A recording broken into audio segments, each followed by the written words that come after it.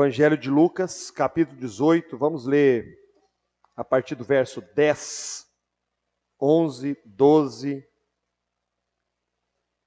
13 e 14.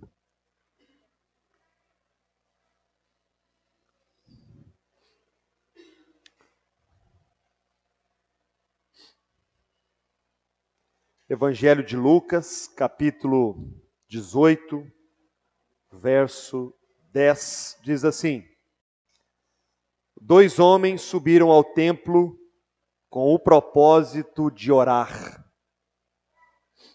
Um fariseu e outro publicano.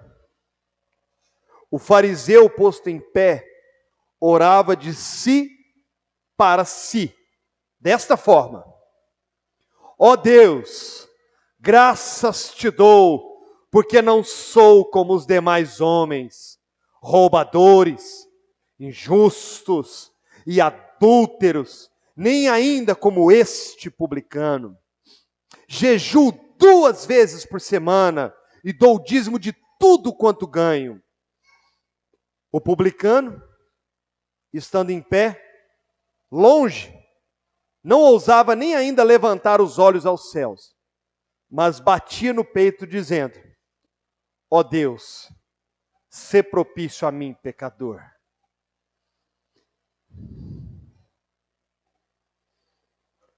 Digo-vos que este desceu para sua casa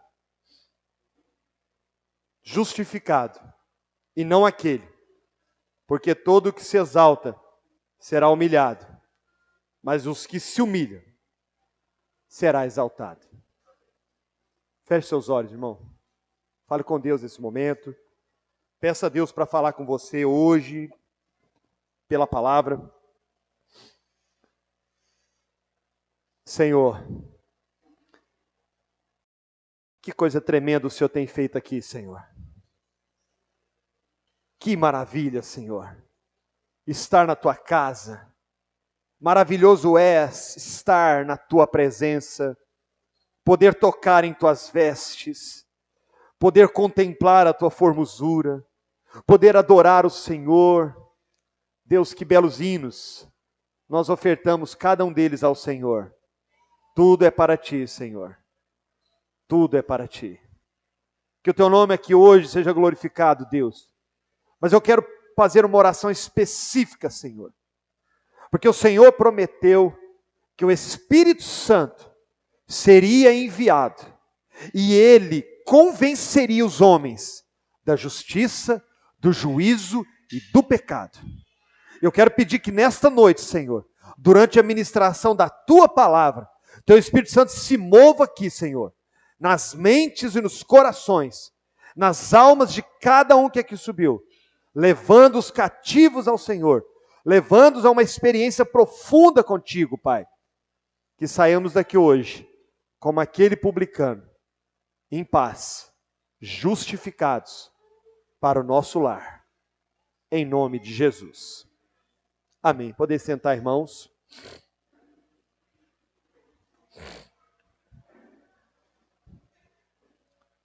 O Senhor Jesus, no capítulo 18, ele usa algumas parábolas para falar do dever de orar e nunca desfalecer. E para falar desse assunto, ele usa 2 parábolas. A primeira, antes da que nós lemos, sobre um juiz que de tanto uma senhora importuná-lo, esse juiz atendeu a demanda dela e operou em favor dela.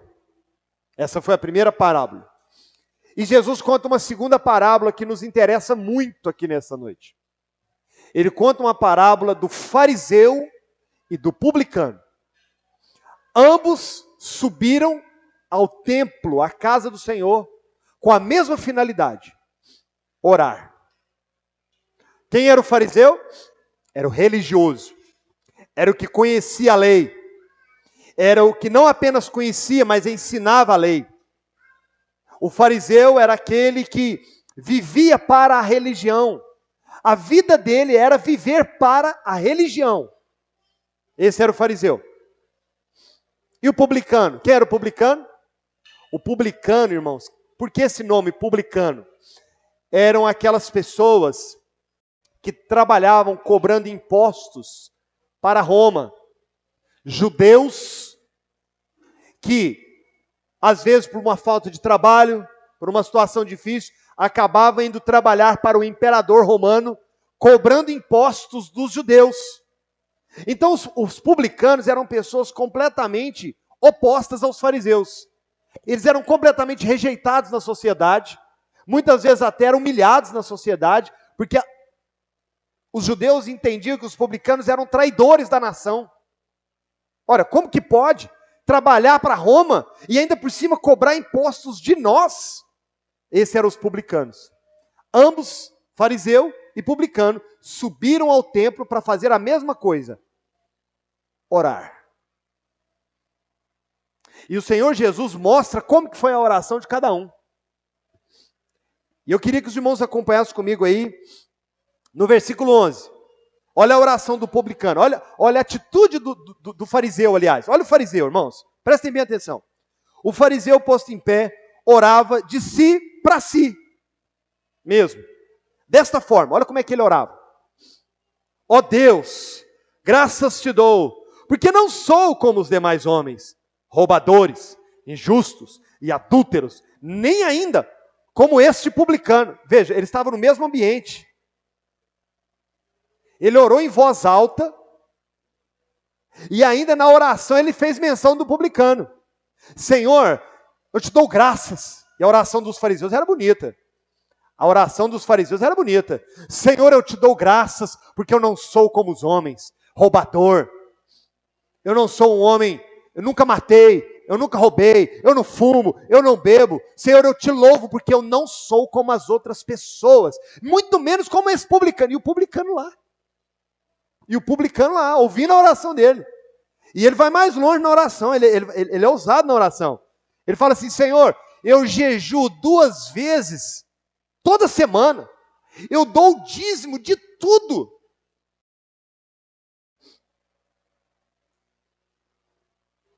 Que oração bonita, hein, irmãos? E tem um detalhe: esse homem era muito dedicado. Quem aqui jejua 2 vezes por semana? Quem aqui dá o dízimo de tudo? Tudo. Quem aqui podia fazer uma oração como esse homem? Ele foi ousado na oração. Mas e o publicano? E a oração do publicano? Vamos lá. Versículo 13. O publicano, estando em pé longe, não ousava nem ainda levantar os olhos ao céu, mas batia no peito e dizia: ó Deus, sê propício a mim, pecador. Qual oração que foi mais bonita? Qual oração os irmãos gostaram mais? Qual oração merece aplausos? Mas a Bíblia diz que Jesus fez questão de dizer que quem desceu para casa abençoado, justificado, foi o publicano. Irmãos, olha que coisa maravilhosa. E é sobre isso que eu quero falar hoje. É sobre... Eu nem quero falar do fariseu, porque eu acho que os irmãos já nem querem saber do fariseu. Eu quero falar do publicano. Hoje eu quero trazer o publicano aqui. Hoje é o publicano que nós vamos esmiuçar e que nós vamos aprender com esse publicano aqui. Porque, irmãos, vejam bem, o Senhor Jesus está falando de quê? De oração, de vida com Deus, de vida religiosa. E dentre o povo de Deus pode haver isso. Pode haver pessoas como o fariseu e pode haver pessoas como o publicano. O fariseu é aquele religioso, está todo dia na igreja, faz jejum, dá dízimo de tudo, ele não falta, está ali. E o publicano é aquele que ninguém dá nada por ele. Que você julga, que você fala mal, que para você ele vai para o inferno. Ele está lá também. E aí eu quero aprender com esse publicano. Por que eu quero aprender com o publicano? Porque Jesus falou que ele desceu justificado. Jesus nem falou mais do fariseu. Aliás, Jesus nem falou do fariseu. Ele só contou. Então, o que nos interessa hoje, apesar do fariseu ter muito a nos ensinar, é o publicano. E aí, irmãos, Eu queria olhar com vocês essa simples oração. Olha que oração simples, irmãos. Ó Deus, sê propício a mim, pecador. É muito simples, né, irmãos? É muito pequenininha. É muito pobrezinha essa oração. Ela é muito simples. Ele não falou quase nada. Irmãos, eu quero dizer que ele falou tudo. Nessa simples oração ele mencionou Deus, ele mencionou a misericórdia de Deus, ele mencionou o sacrifício, ele mencionou uma confissão de pecados, ele menciona perdão, ele menciona misericórdia. Nessa oração ele trata do que é mais significante e mais importante. Nessa oração, o publicano, numa simples frase, exprime tudo o que estava no coração dele. Todo o desejo da alma dele. Aquilo que para ele mais importava, aquilo que para ele era mais importante. E no original grego, quer dizer que ele repetia isso várias vezes, batendo no peito. Ele repetia isso: ó Deus, sê propício a mim, pecador. Ó Deus, sê propício a mim, pecador. Ó Deus, sê propício a mim, pecador. E eu quero aprender algumas coisas aqui, irmãos, importantes. 4 lições que eu quero trazer rapidamente para os irmãos, que nós podemos aprender com esse publicano. 4 lições. Fiquem comigo, irmãos. São valiosíssimas para nós. Se você quer de fato uma bênção de Deus, se você quer a atenção de Deus, se você quer de fato ouvir o que Jesus disse e a resposta vir imediata, preste atenção nessas pequenas 4 lições dessa noite. Primeira lição.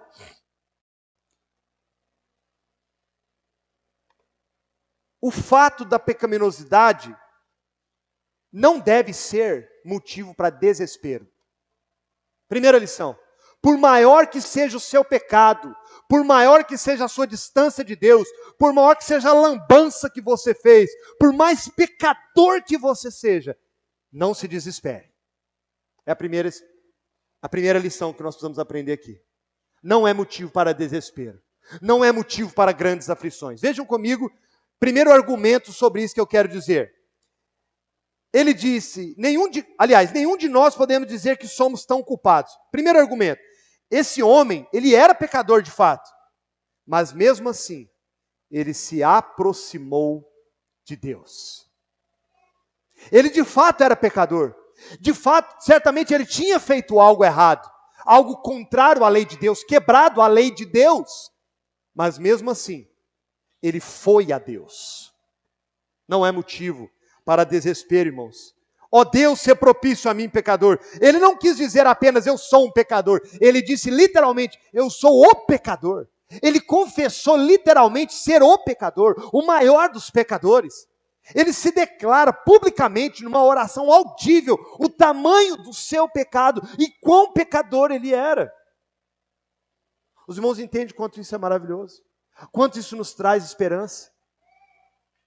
Quantas pessoas muitas vezes pensam que por pecarem ou porque estarem em uma situação, acabou, não tem mais jeito. Eu quero dizer para você, querido, não é motivo para se desesperar. De fato ele era culpado, mas ele pôde se chegar a Deus pela fé, confiado na misericórdia de Deus. Olha que lindo, irmãos, que Isaías 1,18 vai dizer assim: vinde, pois, e arrazoemos, diz o Senhor, ainda que os nossos pecados sejam vermelhos como escarlate, eles se tornarão brancos como a neve, se tornarão brancos como a lã branca. Ainda que os seus pecados sejam intensos e profundos, se você for a Deus, há esperança para você. Segundo argumento, pecador, Deus é misericordioso. Não há motivo para se desesperar. Deus é misericordioso. Um dos atributos de Deus é a misericórdia de Deus. Ele é riquíssimo em misericórdia. Olha o que a palavra do Senhor, meus irmãos, em Salmo 145 diz assim: benigno e misericordioso é o Senhor, tardio em irar-se e grande em clemência. Em Lamentações 3:22 vai dizer que as misericórdias do Senhor é a causa de nós não sermos consumidos, e elas se renovam a cada manhã. Não há motivo para desespero, meus irmãos. Há um Deus misericordioso que está presente para você, pecador. Glória a Deus. Terceiro argumento. Por que não precisamos nos desesperar? A concepção da salvação implica em esperança para pecadores. Veja, irmãos, a palavra fala que a salvação é graça. O que é graça? Favor imerecido. Nós não merecemos. A salvação, meus irmãos, é uma dádiva de Deus. E por que ela é uma dádiva de Deus? Porque somos pecadores. Porque jamais iríamos merecer. Não há nada que possamos fazer para merecer. Vocês lembram da oração do fariseu? Lembra da oração dele? Senhor, eu não sou como os homens. Eu jejuo 2 vezes. Senhor, eu dou o dízimo de tudo. Meu irmão, salvação não tem nada a ver com obras. Salvação não tem nada a ver com o que você faz, não. Salvação é graça. Deus enviou o seu Filho amado para morrer por nós, para nos dar graciosamente tão grande salvação. O fato da salvação ser pela graça, e a Bíblia afirma isso, nos traz grande esperança, que não precisamos nos desesperar, por maior que seja o nosso pecado. Marcos 2,17 vai dizer, e Jesus, tendo ouvido isso, disse, os sãos não necessitam de médicos, mas sim os que estão doentes. Eu não vim chamar os justos, mas sim os pecadores ao arrependimento. Jesus, como médico, veio para o doente, veio para o necessitado, veio para o pecador. Aleluias! Olha que lindo isso aqui, irmãos. Esmolas são para os pobres, o pão é para os famintos, e o perdão é para o culpado. Eu queria ler uma frase rapidinho do Charles Spurgeon, que eu acho que ilustra bem o que eu quero dizer. Cristo teria derramado o seu sangue de seu coração por pecados insignificantes, que poderiam ser lavados com suas próprias lágrimas? Vocês acham que Deus daria seu Filho amado para morrer por mera superfluidade? Se o pecado fosse uma coisa pequena, um pequeno sacrifício seria suficiente. Vocês acham que a expiação divina foi feita apenas para pequenas ofensas? Jesus morreu por pequenos pecados e deixou os maiores sem expiação? Não! O Senhor Deus mediu a imensidão do nosso pecado e o descobriu mais alto que o céu, mais profundo que o inferno, mais amplo que o infinito. Portanto, Ele entregou tão grande Salvador. Ele deu seu Filho unigênito, um sacrifício infinito, uma expiação imensurável, com tais espasmos de dores e mortes, como jamais poderão ser plenamente descritos. O Senhor Jesus derramou a sua alma em sofrimentos desconhecidos, para que pudesse prover grande salvação para o maior dos pecadores. Não há pecador tão grande que não possa ser alcançado pelo que Cristo fez naquela cruz. Isso é lindo demais, né, Rosângela? Charles Spurgeon também fala assim, um pecador tão grande como eu, somente um Salvador tão grande como Cristo. Os irmãos têm ideia do que é isso, meu irmão? Você tem ideia do seu pecado, meu irmão? Você tem ideia da sua culpa? Esse publicano tinha. Mas ainda que ele tinha essa convicção do seu pecado, ele não se desesperou. Ele foi a Deus. Quarto argumento, o Evangelho é de forma especial, definitiva e distintiva, dirigido a pecadores. Veja, irmãos, todo o Evangelho é dirigido a pecadores. Todo o Evangelho. Fiel é esta palavra e digna de toda aceitação, que Cristo veio ao mundo para salvar os pecadores, dos quais eu sou o principal. Quem disse isso? O apóstolo Paulo. Lucas 5,32, não vim chamar os justos, e sim pecadores ao arrependimento. Lucas 19,10, porque o Filho do Homem veio buscar, salvar aquele que estava perdido. O Evangelho, queridos irmãos, que começa em Gênesis e termina em Apocalipse, é uma carta de Deus endereçada a pecadores. A pecadores. Apodere-se disso, meu irmão. Glorifique o Senhor por isso, meu irmão. Quinto argumento, por que não devemos nos desesperar? Deve haver esperança para pecadores, porque as grandes ordenanças do Evangelho se aplicam melhor a pecadores. Veja comigo Atos 3,19. Arrependei-vos, pois, e convertei-vos, para serem cancelados os vossos pecados. O Evangelho é para pecador. Ser pecador, irmão, é para você mesmo. A promessa é para você, meu irmão. A bênção é para você. Isaías 55, 7. Deixe o perverso seu caminho, o iníquo seus pensamentos maus, converta-te ao Senhor, que se compadecerá dele, e volte-se para Deus, por quê? É rico em perdoar. Aleluia, igreja. Os irmãos estão entendendo o que eu estou dizendo? Olha o Deus da Escritura, irmãos. Olha o Deus da palavra. A lei dizia, faça isso e será salvo. Mas o Evangelho diz, creia e será salvo. Creia, meu irmão. Mas talvez, querido irmão, pecador que está aqui hoje, você que nos visita, talvez você não esteja convencido. Talvez esses argumentos ainda não te convenceu. Talvez você diga assim, eu sou pecador demais, Paulinho, você não está entendendo. Você não está entendendo tanto que eu sou pecador. Você não está entendendo tanto que eu sou um homem maligno, uma mulher ruim. Você não me conhece, se você me conhecesse, se andasse comigo, você ia ver. Quero dizer para você que ainda há um argumento que você não precisa se desesperar. Sexto argumento. Grandes pecadores já foram salvos. Abraão, sai da tua terra, da tua parentela e vai para uma terra em que eu te mostrarei. Abraão era um idólatra. Moisés foi chamado por Deus mesmo depois de ter assassinado um egípcio. Davi, Deus continuou tratando com ele com amor, mesmo depois de ter adulterado, mesmo depois de ter cometido um assassinato. E o que dizer de Paulo? O que dizer de Paulo? Consentiu na morte de Estevão. Ah, meu irmão, você pode bater no peito e dizer, ó Deus, sê propício a mim, pecador, porque há esperança para você, há esperança para a sua oração. Há esperança para você, meu querido irmão. Eu quero dizer aqui, uma pequena pausa, irmãos, para dizer que não é por isso que viveremos em pecado. Pelo contrário. Pecado é uma coisa ofensiva, que nos afasta de Deus. O pecado é uma coisa abominável para Deus. O pecado é uma coisa que vai levar muitos homens ao inferno. Mas o que eu quero dizer é, querido, não importa o tamanho do seu pecado, se você crê, há esperança para você em Cristo Jesus, nosso Salvador. Não se desespere. Segunda coisa que eu aprendo com esse homem. Apenas o senso de entender que você é pecador não te garante salvação não, meu irmão. Só entender que você é pecador é pouco demais. Porque na verdade, querido, isso seria mesmo que dizer que você está salvando a si mesmo. O simples fato de você entender que é pecador não te garante salvação, não te garante absolvição. Não confie em si mesmo, nas suas obras, na sua justiça.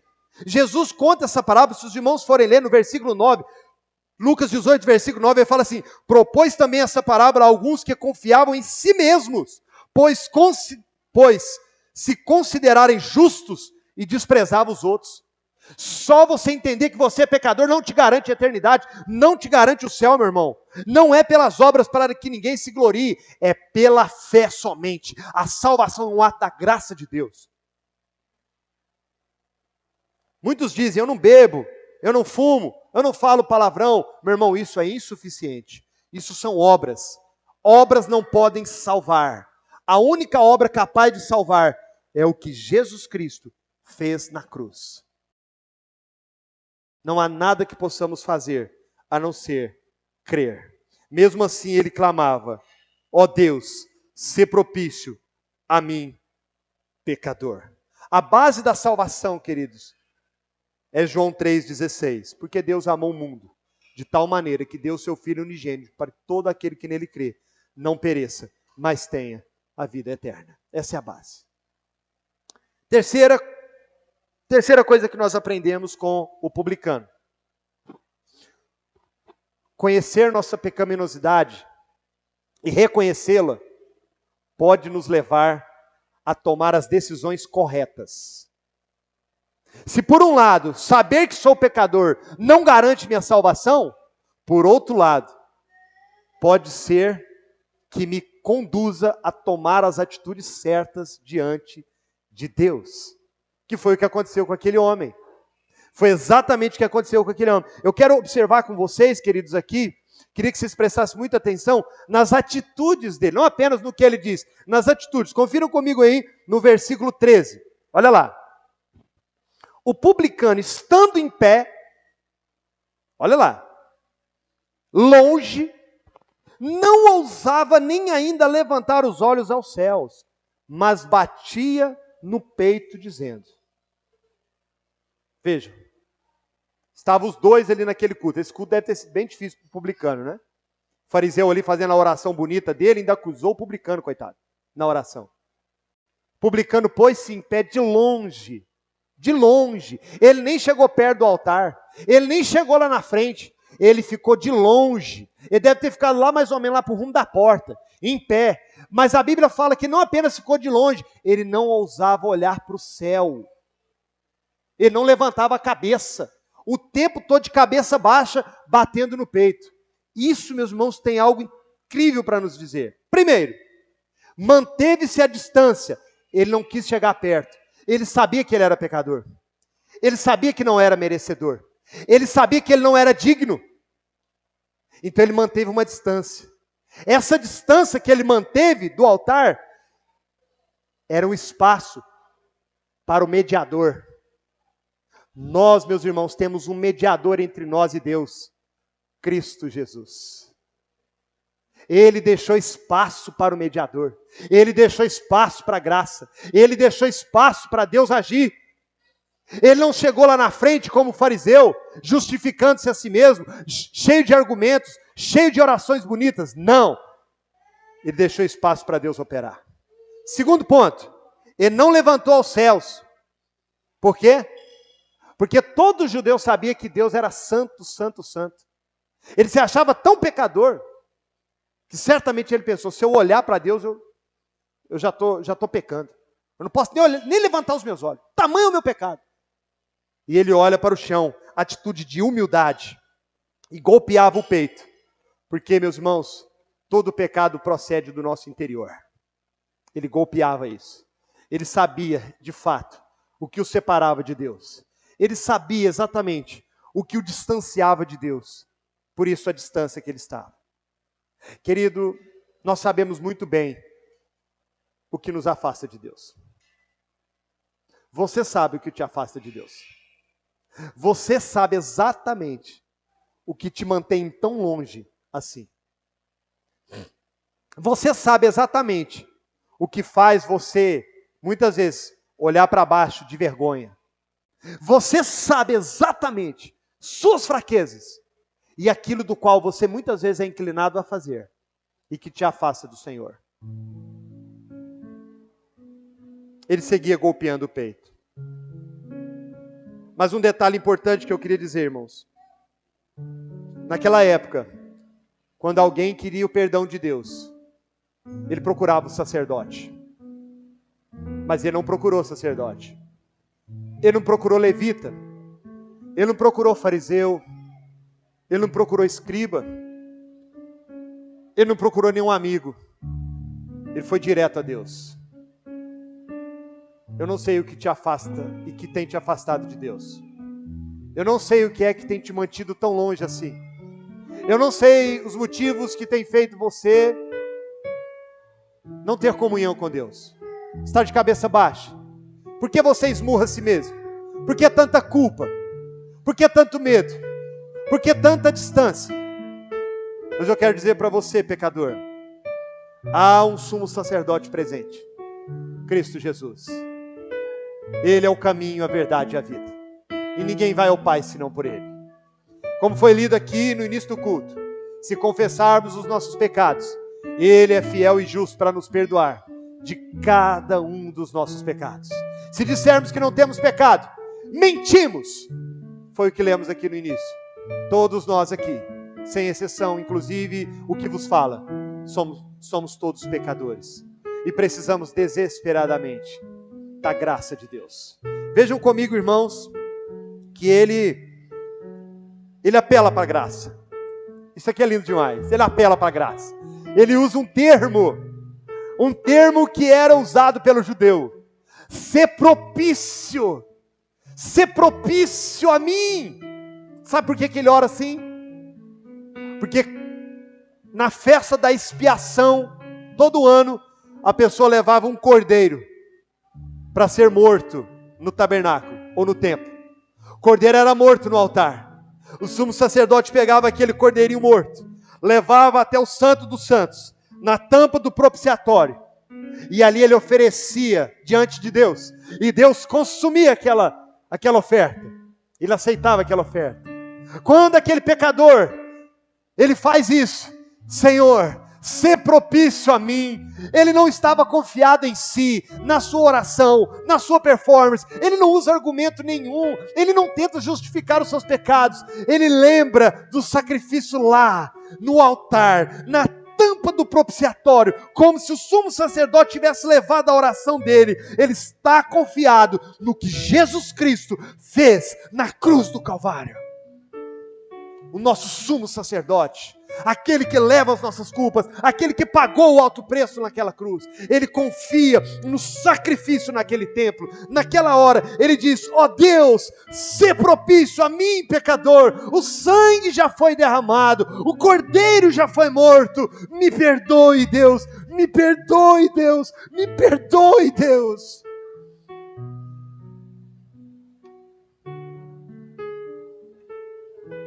E o quarto, finalizando, a confissão, acompanhada de fé, é o caminho da paz. Vejam comigo, irmãos, o versículo 14. Digo-vos que este desceu justificado para casa. Você quer descer justificado para casa? Você quer descer com a bênção de Deus? Irmãos, aquela oração foi tão graciosa aos ouvidos de Cristo, que ele falou assim: eu ouvi a oração dele, e eu não só ouvi, mas eu perdoei ele, e eu não só perdoei, eu quero dizer que ele vai para casa justificado. Romanos capítulo 5 nos diz que justificados, pois pela fé, temos paz com Deus, por nosso Senhor Jesus. Você não tem paz? Você não tem paz.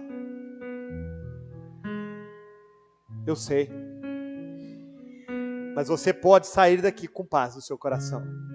Aquele homem entrou no templo condenado, mas saiu justificado. Ele entrou aflito e angustiado, mas voltou em paz. Você quer voltar em paz? Você quer voltar justificado, perdoado, lavado, remido, purificado, salvo? Não saia daqui sem confessar isso. Não saia daqui hoje, pecador. Não saia daqui hoje sem ter essa audiência com Cristo, sem enviar a Ele esse telegrama santo, sem dizer para Ele: ó Deus, tem misericórdia de mim, pecador. Ó Deus, se propício a mim, pecador. Ó Deus, lembra-te de mim.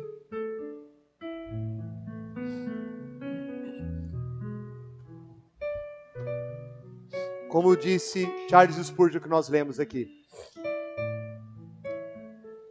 se fosse pequeno nossos pecados, não precisava de um sacrifício tão elevado como o de Cristo. Eu quero que você pense nisso agora, irmão. Pense nisso agora. Se o nosso pecado fosse coisa pouca, coisa pequena, não seria necessário o Filho de Deus morrer por você. Eu quero pedir que você abaixe suas cabeças agora, os irmãos. Confesse seu pecado, querido. Reconheça agora, querido, o tamanho do seu pecado. Vá a Deus, vá a Cristo, vá ao Senhor, mas não tente argumentar, não tente fazer promessas vazias, não tente dizer a Ele que a partir de hoje você vai fazer o mundo e o fundo. Não faça tal coisa, pecador. Faça apenas como publicano: ó Deus, tem misericórdia de mim, sê propício a mim, Senhor, perdoa esse pecador, perdoa meus anos de iniquidade, perdoa meus anos de pecado, perdoa essa vida miserável, perdoa ter vivido tanto tempo sem considerar o que Cristo fez por mim, perdoa ter vivido tanto tempo longe do Senhor. Deus, hoje eu estou longe, eu estou tão distante, Senhor, eu não consigo nem elevar os meus olhos aos céus. Senhor, como eu queria, Senhor, tem misericórdia de mim, ser propício a mim, pecador.